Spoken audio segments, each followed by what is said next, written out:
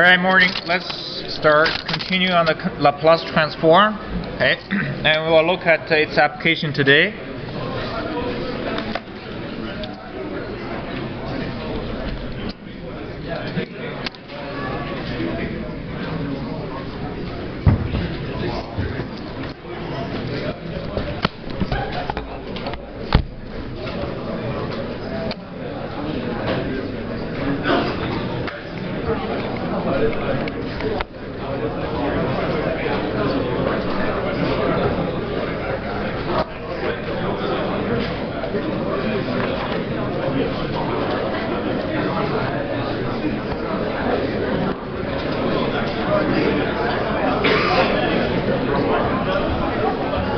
I'm handing out a one-page Laplace transform table.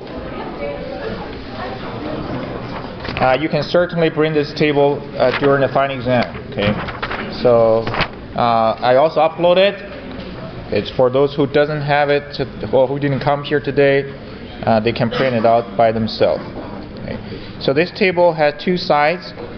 One side is basically transformation of a typical function. Okay, from a time function to a s function. And the other table is where we're going to go over some of the properties of Laplace transform. Okay, I think I have gone through a few examples already. What are the typical Laplace transform? Okay. And I'm going to go through maybe a couple more. Okay. And then we'll look at some properties.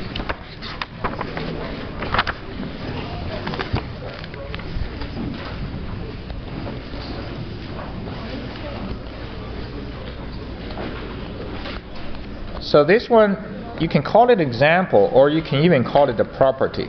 Okay? So what would be the Laplace transform of a general time function, f of t, and then times an exponential function, e to the power negative at? Okay?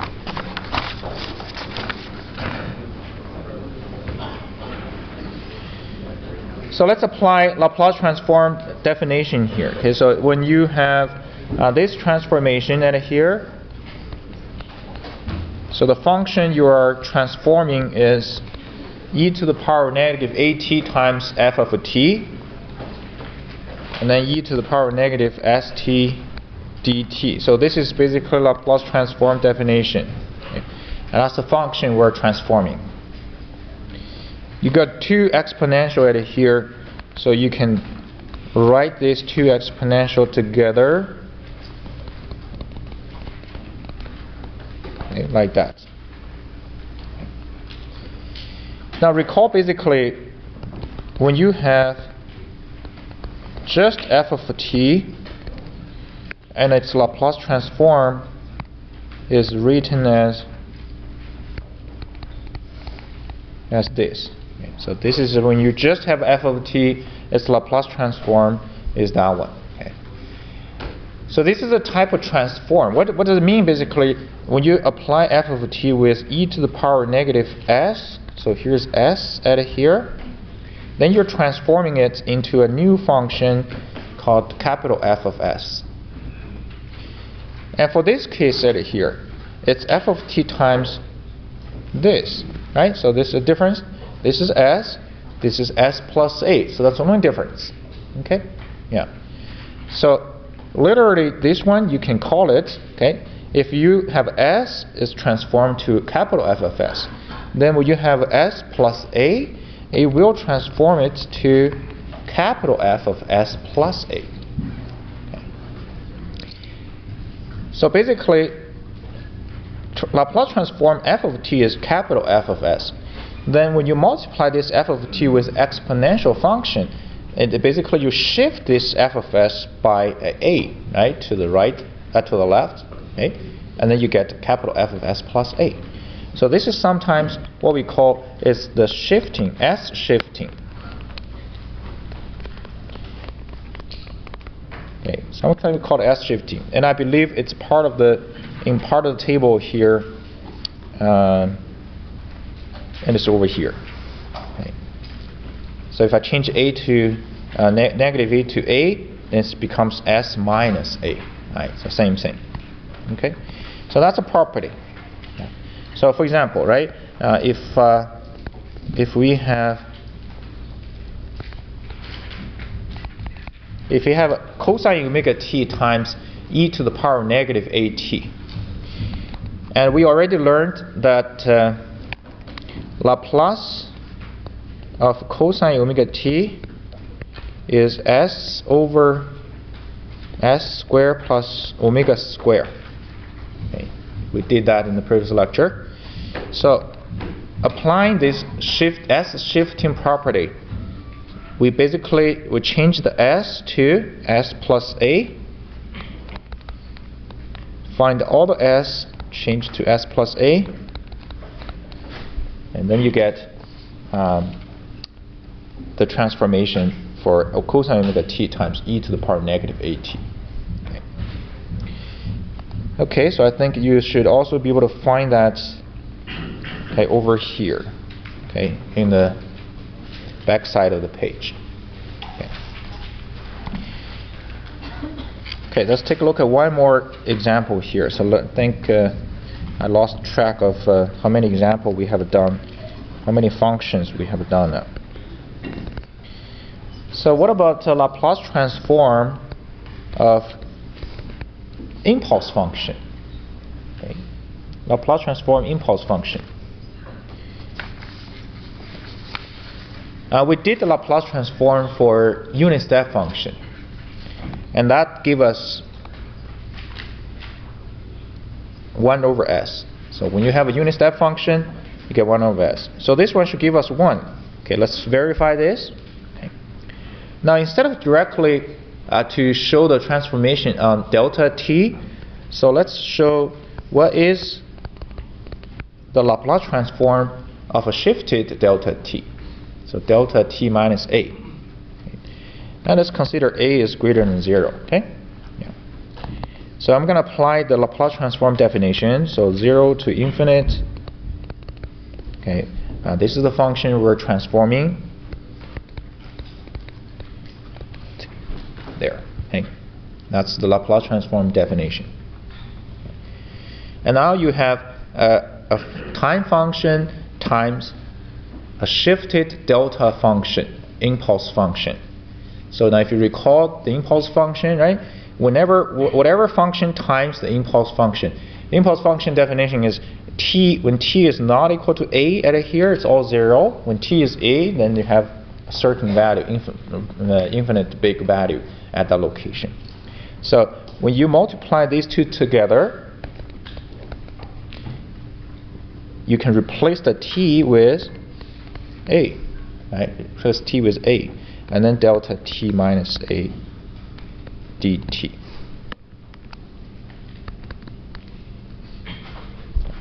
So I can take, because now this is not a function of t anymore, so I can take the out, delta t minus a dt.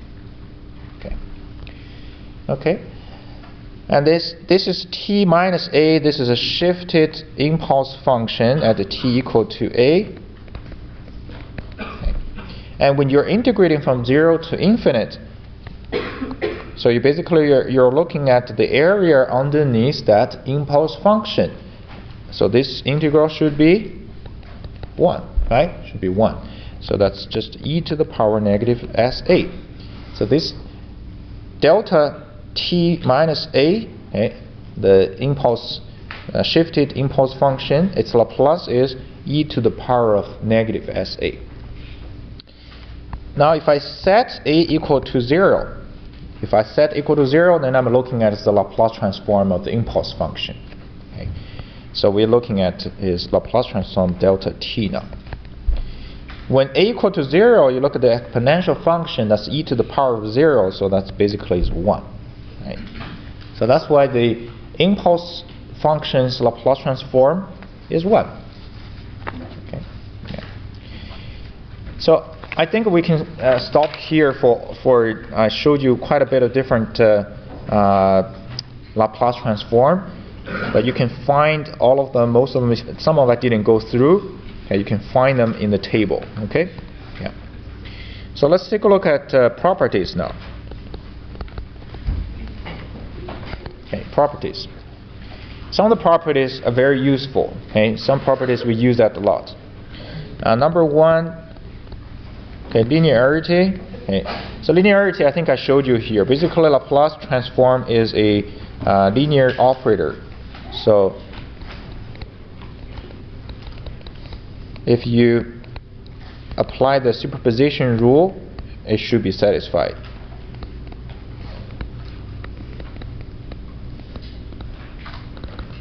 Okay, that's linearity. Second property is that shifting property. I think basically we have just showed you there. So we call it S shifting. So if you have that example, basically, okay? If you have a function times exponential function, you're basically shifting its original Laplace by a. And sometimes we also call this as a frequency shifting, because S, if you recall that S is a complex number, so sigma plus j omega. The omega in this particular case, okay, is often considered as a frequency. So when you're shifting S, basically we consider this as a whole thing shifting. That's a frequency shifting. Okay. Number three is called time shifting. So time shifting, basically you apply Laplace, okay, to a shifted time signal. Okay, so this is f, right? You have f of t, and now f of t is shifted by a. So the reason I'm multiplying u of t minus a, essentially, I'm still restricting myself to that causal function. Okay.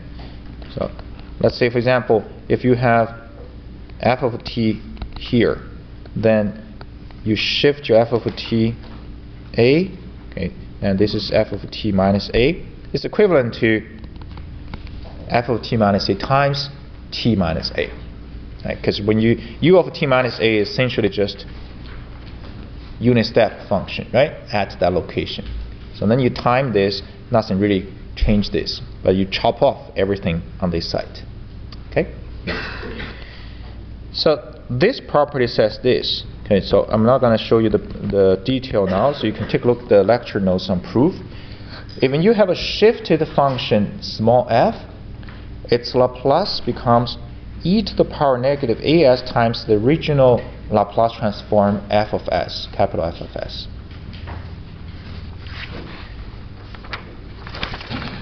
So capital F of s equal to the Laplace transform of f of t times u of t. Okay, so make it a causal function. And by the way, I think in our table here, okay, you see in this table here, the time function, okay, I didn't write t times u of t. I didn't write this times u of t. Okay, but you should know that all of this function here, all of the transformation here, are actually like this function times u of t. Basically, it's causal, right? You're only looking at the t greater than 0 part. Okay, so that's what you get here.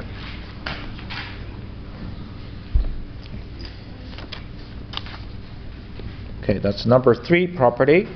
Okay, another property is called differentiation property.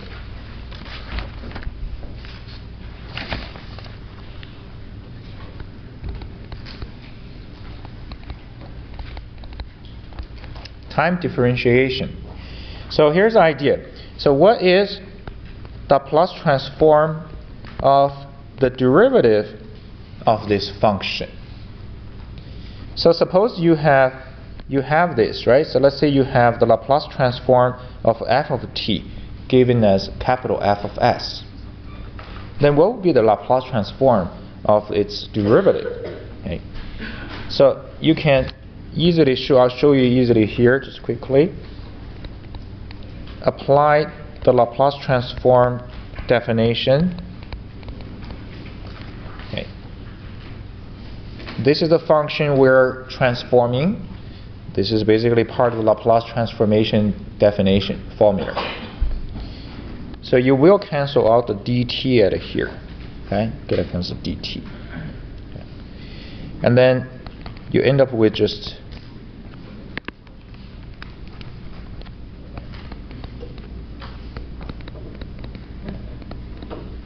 you end up with just this one here. Okay.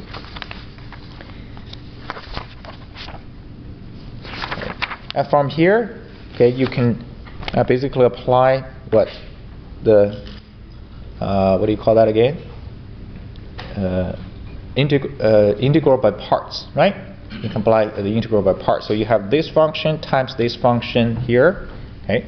Integral by parts. So that gives you f of t times e to the power negative st and 0 to infinite is the limit, and then integral minus, so basically this, right? U dv equal to what?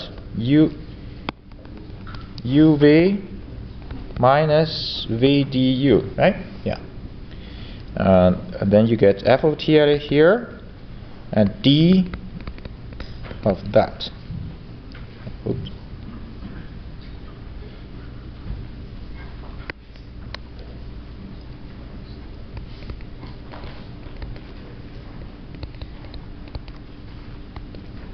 Okay, yeah. And the first one give you basically when you plug in infinite to t, it's a negative st. Now you recall that we do have a hidden region of convergence. So when you plug an infinite here, so that term we're assuming will go to 0. Okay, and when you plug a 0 at here, and it becomes just f of a 0, right? So basically this first term becomes 0 minus f of 0. And then second term here, you have a derivative differential e to the power negative st. And this term, right, this term equal to negative s and e negative st dt. Okay, so this term equal to this. So you get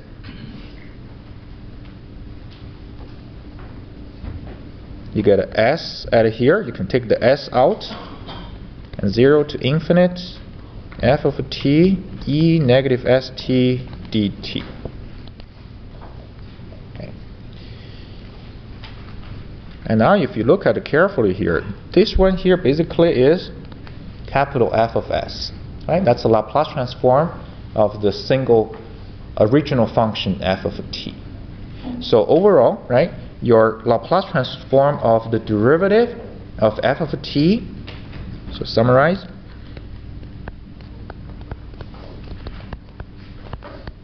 is equal to f of 0, and is equal to s times capital F of s minus f of 0.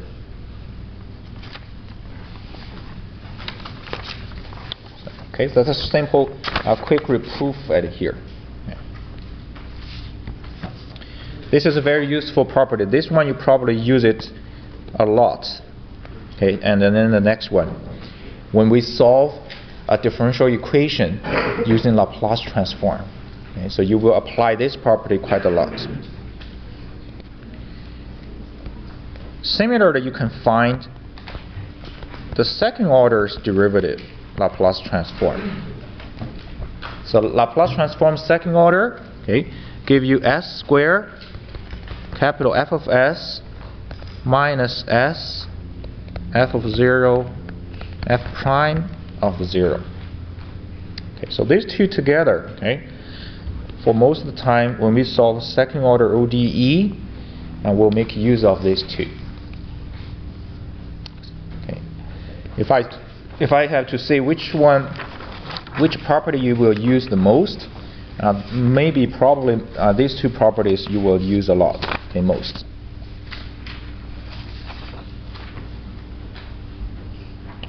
And there's one more property, I think it's not very common, but you do use that sometimes, okay, which is essentially Laplace transform of integration integration of this function f. And this one turned out to be capital F of s, okay, over s.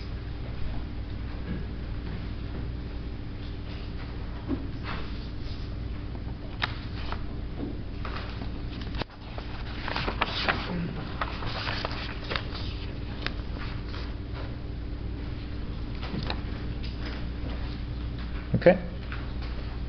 Now I want you to observe it here. Okay. Let's take a look at the observation.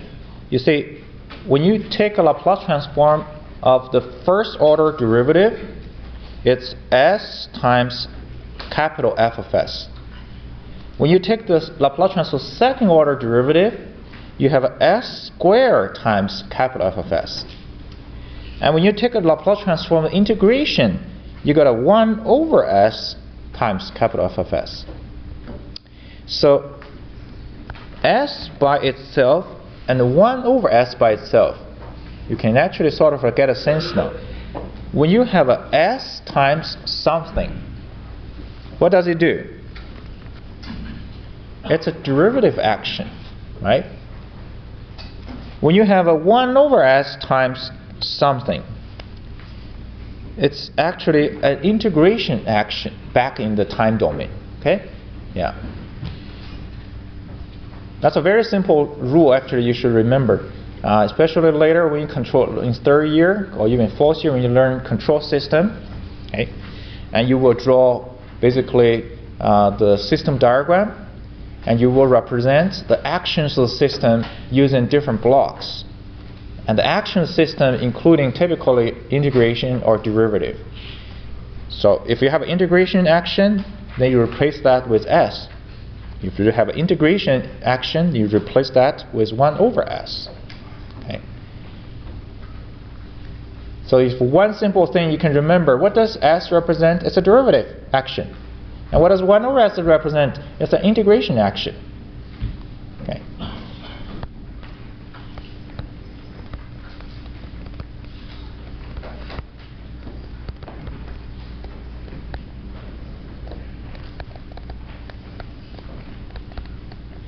Okay. Yeah. Okay. So I need to show you two more property, but before I show you the two property, I think I want to go back to one of these things here, or property, because I think one assignments to go back to this property here. Okay. So the number 3 property. Okay. I'll show you an example which will help you in one of the assignments type question. Okay. Number 3. So let's take a look at the example first before we move ahead. Okay. So this example is, can you get Laplace transform of this particular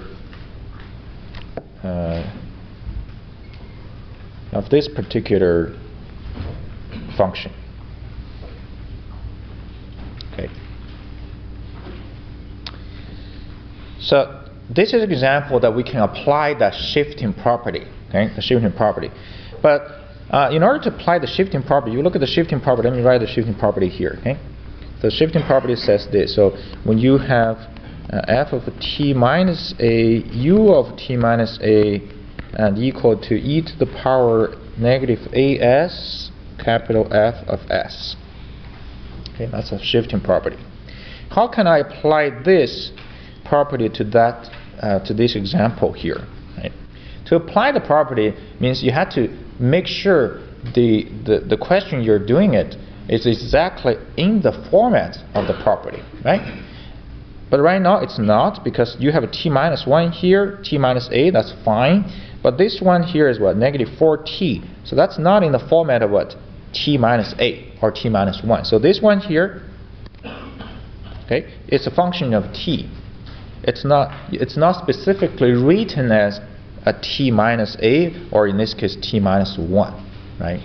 So if I want to use this property, I have to manipulate this first to make it the same format as that property here. Okay, so this is what I'm going to do here. I will manipulate this term. Okay. So what do? I'm going to just force the t to t minus 1. Okay? Force it to t minus 1. Because I want this t to be t minus 1. It's the same as this u of t minus 1. But then I can't change this. I have to basically still keep the exactly same e to the power negative 4t. So then what do I have to do? Plus or minus, actually? Minus 4, right? Yeah. And then times u of t minus 1. Okay. So that's the point. And for the first term, this term here, e to the power of a plus b equal to e to the power of a times e to the power of b. So this is basically e to the power negative 4, e to the power negative 4 minus t minus 1, and t minus 1, like that, right? Yeah. Laplace transform is linear operator. So when you have a constant at here, homogeneous property, so you can move this constant out of the bracket here. So now what you have left within the bracket is exactly in the format of this property. So I'm going to apply the property now. So the property says the transform of this one equal to e to the power of negative as, and a here is 1. So just negative s at here. And then capital F of s. So capital F of s is the Laplace transform of f of t. What's f of t at here? Right, what's the f of t in this case? F of t is a non-shifted function. So if I don't shift this function, the f of t is e to the power negative 4t, right? Yeah. So then it's Laplace transform of this e to the power negative 4t. If you look at the table, which is 1 over s plus 4. So now you get basically the results that are here, right, for this function. So just bear in mind, if you see this, what jumps in mind maybe the shifting property, but then you have to manipulate this first before you can apply the shifting property, okay, and get the results. Any questions so far on this one here? Yes. So where did the e to the negative s come from? Where? What? E to the power of negative s. This one? This is from the property, this one, this part. Yeah. Right, so right now this is exactly in this format, right? So you need e to the power negative as, a is 1. Right, e to the negative s. Okay? Yeah. Okay. Two more properties. Okay? Two more properties, then we'll look at the application. One is called initial value, and the other is called the final value. And by the way, I think everything that I written at here, by the time you learn control system, but not for civil, I don't think a civil student will learn that, but for mechanical and electrical, you'll learn the control system course in the 3rd year, and they will actually probably go through this again for Laplace transform. Okay, yeah. So initial value basically means given f of t, then what does f of 0 equal to? And what does f of infinite equal to? So f of 0 is called initial value,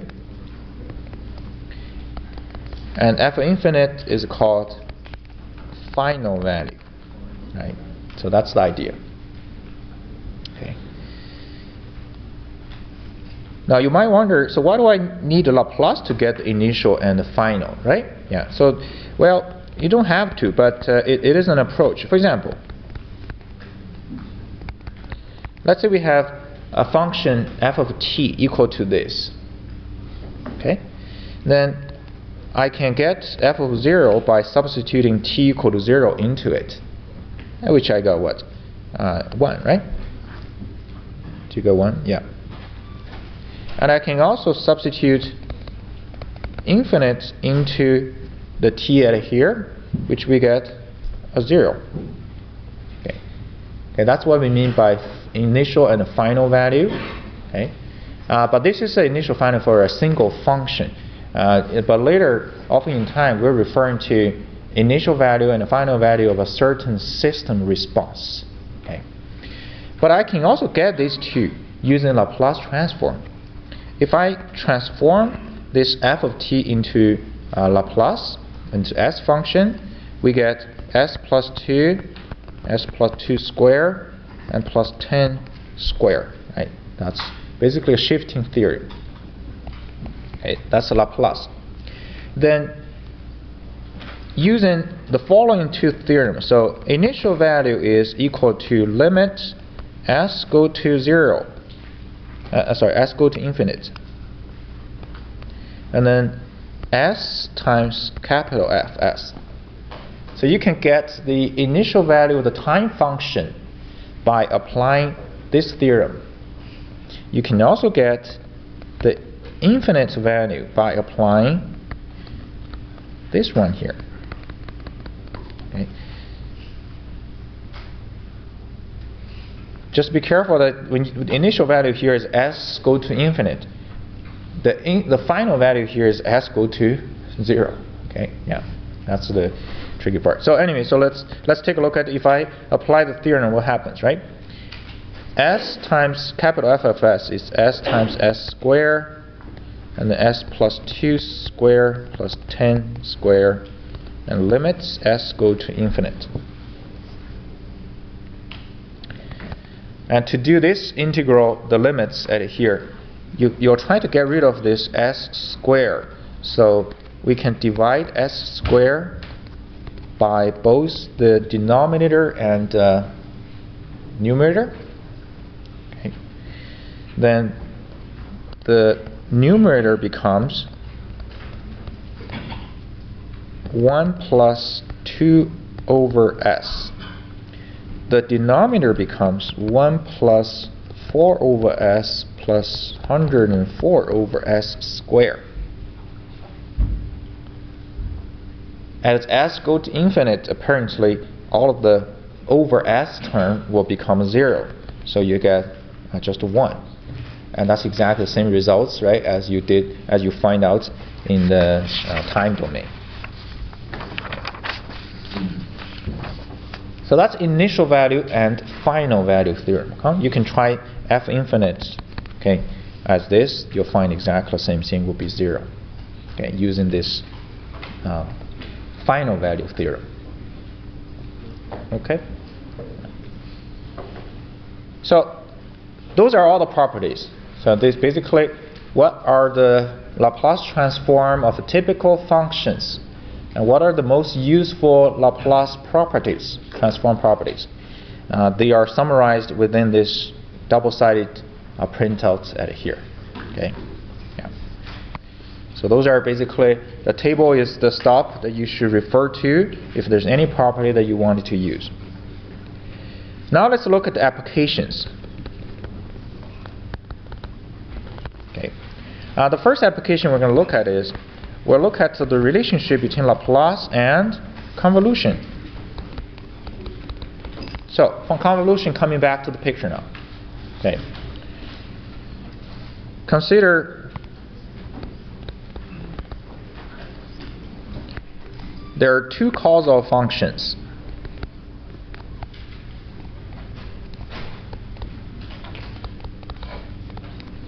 F of t and g of t. Okay, so consider these two here. If we take Laplace transform of these two functions, we get capital F of s and g of s. Okay. All right. So the Laplace transform of these two, we get this. Now this following property is a very important property. So if you take Laplace transform of the convolution of f of t and g of t, and it becomes capital F of s times g of s.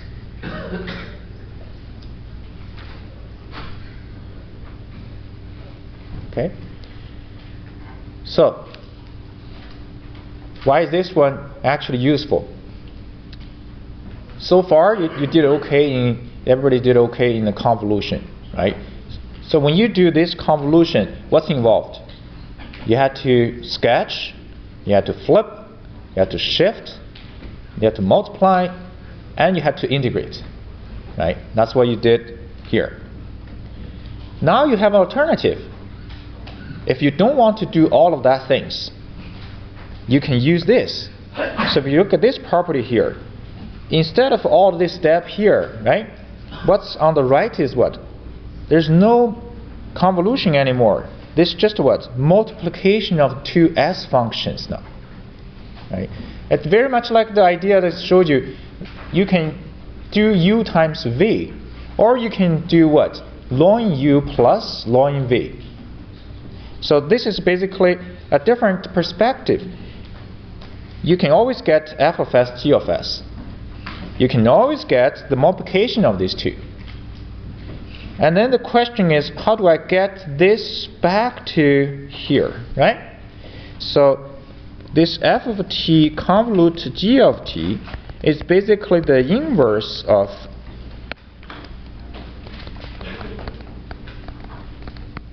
this. It's basically the inverse of this. If I can get the multiplication of f of g of s, if I have a relatively easier way to get the inverse, then I might as well go this route instead of going, all the integrations, right? Yeah. So that's the point of this theorem here. So I'll show you an example, actually, how we can get through here, and then and most importantly, how do we get from here back to here by doing the inverse Laplace transform. Okay, that's the most important part. Okay, so let me show you an example. Okay, we will actually rely heavily on the table we use it there. Okay, yeah. So let's say I have f of t equal to 4 times e to the power negative t times u of t, and g of t equal to 5 times negative e to the power negative 2t u of t. And we want to find the convolution. Okay.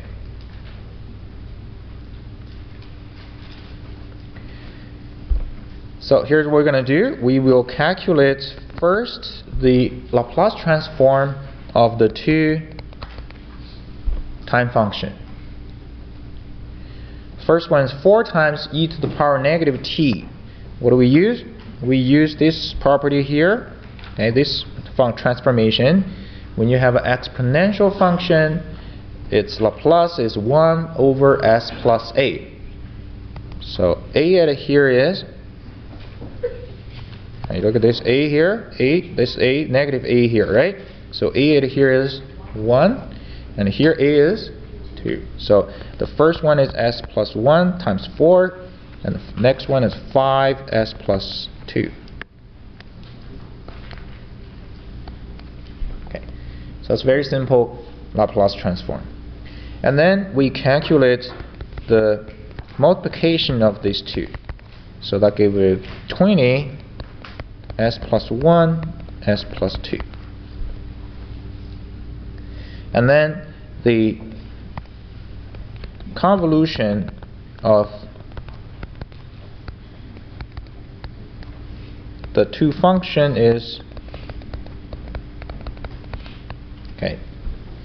this.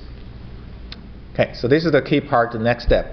How do we get the inverse Laplace transform from this one particular step here? Okay. The principle is, to make use of the table, is to break down what's in the bracket into the simplest format so that you can look up the table to find the inverse Laplace. So the idea is this. For example, if I say, what's the inverse Laplace of 1 over s plus a? And you get it, right? You can write it right away. What's the inverse Laplace of s over s squared plus omega squared? Then you get it right from the table, right? So I want to break this down into the simplest formats as I can find from this table. So then I can find the corresponding inverse Laplace. Okay? Yeah. So how do I break this down then, right? How do I break this down into the simplest format? This is basically a technique that we'll apply. Okay. What's the name of the technique again? I can't remember this thing. So, my brain's not working. Anyway, so we break this down into this.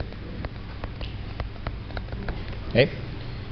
So when you have the denominator has two factors, s plus 1, s plus 2, you can always break it into two simple fractions. Okay. A over this and b over this. Okay? Yeah. Now the point here is sometimes we don't know a and b immediately, right? So we had to find a and b accordingly. So how do I find a and b? So here's the point here. So let's a over s plus 1 plus b over s plus 2.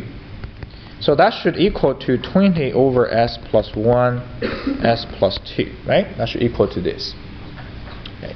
So I'm going to combine the left side. Okay, so that combining left side basically is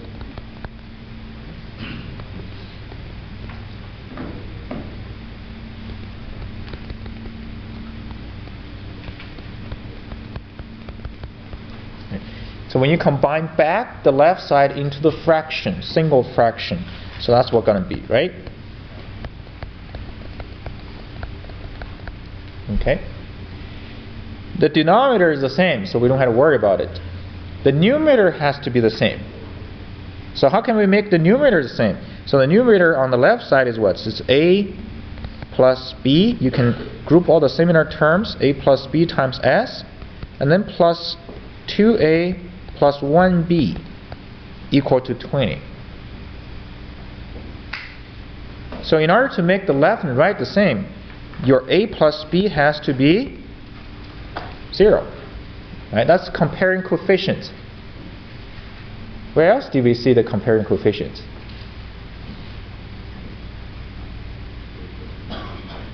Do you remember where else we have just seen the comparing coefficient technique? When we use the what? The undetermined coefficients, and when you plug in the particular solution and its derivatives, and you solve for the constant, what do? You compare coefficient of one side with the other one, right? With the other side. So that's exactly the same idea. And at the same time, we need a 2a plus b equal to 20.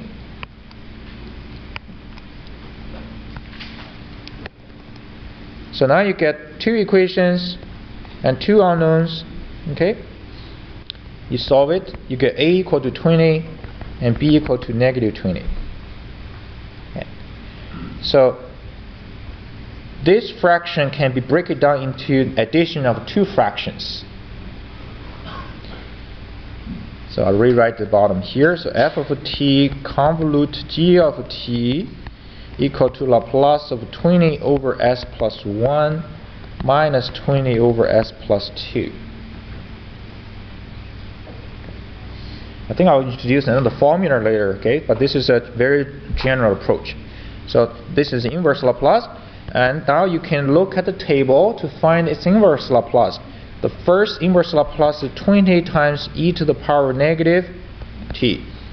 And the second one here is 20 e to the power negative 2t. Okay. Now overall, okay, you can stop here, but overall, basically, it still calls a signal. There is a hidden term, basically time u of t there. Okay. Yeah. But if you don't write u of t, that's fine. You'll still be treated as a right. Okay. See, I think this is probably simpler than the process, going through the process of, in a time domain, right? All the integrations, all the shifting, multiplications. Right? And you may make a mistake when you do the simplifications, right? Yeah. Okay, so I have just a few minutes left. Okay. I don't think I can really go too much beyond. But just for the heads up, we're going to look at application of Laplace transform to solve second order ODE. Okay, so we'll look at how we can use the Laplace transform to solve an ordinary differential equation. Okay? Yeah. Okay, so next week, Monday, Tuesday, there are no lectures on Monday and Tuesday. Well, we don't have a lecture on Tuesday anyway. But the tutorial sections got affected for the Monday and the Tuesday ones. I don't think we have tutorial on Monday. But anyway, so Tuesday section will be affected. But I'll still run a tutorial Wednesday to Friday. Okay? Yeah. So please go to the tutorial section or go to a different section if you want. That's fine. And then the week after, I think we're going to have our quiz number 4 and number 5 almost in the last couple 2 weeks. Okay? Yeah. So just a practice, a simple warm-up, okay, for your final exam.